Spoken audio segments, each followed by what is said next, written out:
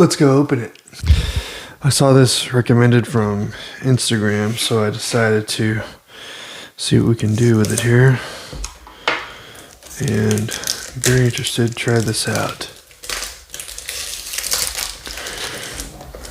I like the packaging so far. It's very nice.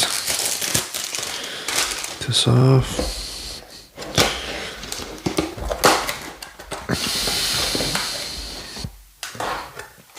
This is what it looks like. So let's go see what it smells like.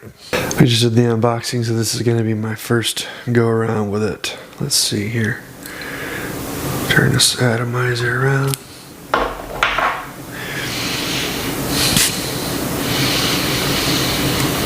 Oh wow, yeah, that smells really nice.